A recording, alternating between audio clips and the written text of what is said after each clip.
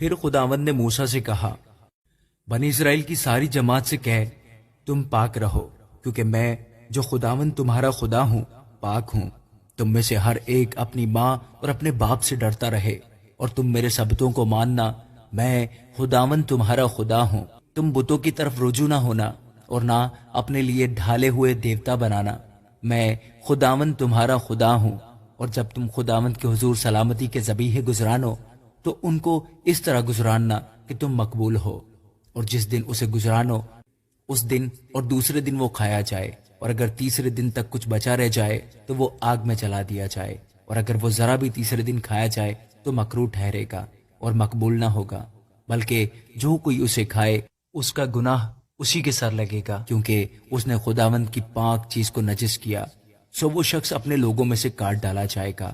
اور جب تم اپنی زمین کی پیداوار کی فصل کاٹو تو اپنے کھیت کے کونے کونے تک پورا پورا نہ کاٹنا، اور نہ کٹائی کی گری پڑی بالوں کو چن لینا، اور تو اپنے انگورستان کا دانہ دانہ نہ توڑ لینا، اور نہ اپنے انگورستان کے گرے ہوئے دانوں کو جمع کرنا، ان کو غریبوں اور مسافروں کے لیے چھوڑ دینا، میں خداوند تمہارا خدا ہوں۔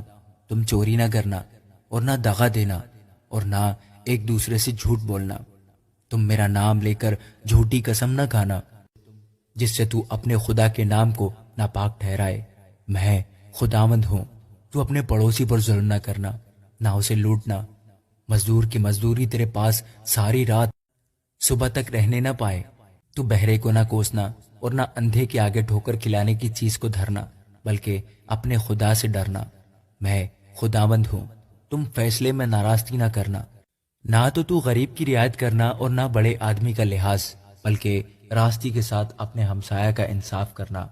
تو اپنی قوم میں ادھر ادھر لترا پن نہ کرتے پھرنا، اور نہ اپنے ہمسایہ کا خون کرنے پر آمادہ ہونا، میں خداوند ہوں۔ تو اپنے دل میں اپنے بھائی سے بغض نہ رکھنا، اور اپنے ہمسایہ کو ضرور ڈانٹتے بھی رہنا، تاکہ اس کے سبب سے تیرے سر گناہ نہ لگے۔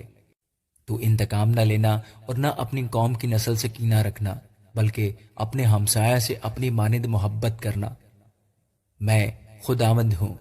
تم میری شریعتوں کو ماننا، تو اپنے چوپایوں کو غیر جن سے بھروانے نہ دینا، اور اپنے کھیت میں دو قسم کے بیج ایک ساتھ نہ بونا، نہ تجھ پر دو قسم کے ملے جلے تار کا کپڑا ہو۔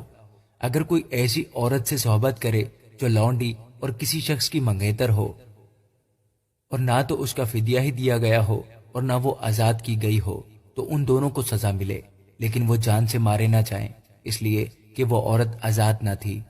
اور وہ آدمی اپنے جرم کی قربانی کے لیے خیمہ اجتماع کے دروازے پر خداوند کے حضور ایک مینڈا لائے کہ وہ اس کے جرم کی قربانی ہو، اور کاہن اس کے جرم کی قربانی کے مینڈے سے اس کے لیے خداوند کے حضور کفارہ دے، تب جو خطا اس نے کی ہے وہ اسے معاف کی جائے گی۔ اور جب تم اس ملک میں پہنچ کر قسم قسم کے پھل کے درخت لگاؤ تو تم ان کے پھل کو گویا نامختون سمجھنا، وہ تمہارے لیے 3 برس تک نامختون کے برابر ہوں اور کھائے نہ جائیں، اور چوتھے سال ان کا سارا پھل خداوند کی تمجید کرنے کے لیے مقدس ہوگا۔ تب 5ویں سال سے ان کا پھل کھانا، تاکہ وہ تمہارے لیے افراد کے ساتھ پیدا ہو، میں خداوند تمہارا خدا ہوں۔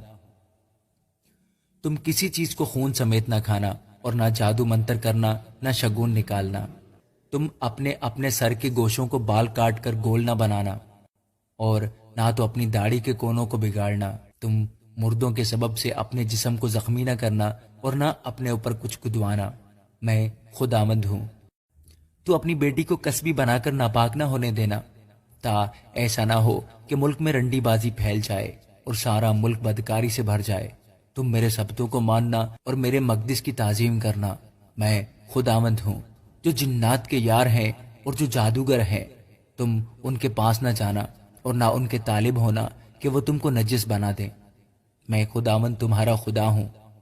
جن کے سر کے بال سفید ہیں، تو ان کے سامنے اٹھ کر کھڑے ہونا اور بڑے بوڑھے کا ادب کرنا اور اپنے خدا سے ڈرنا، میں خداوند ہوں۔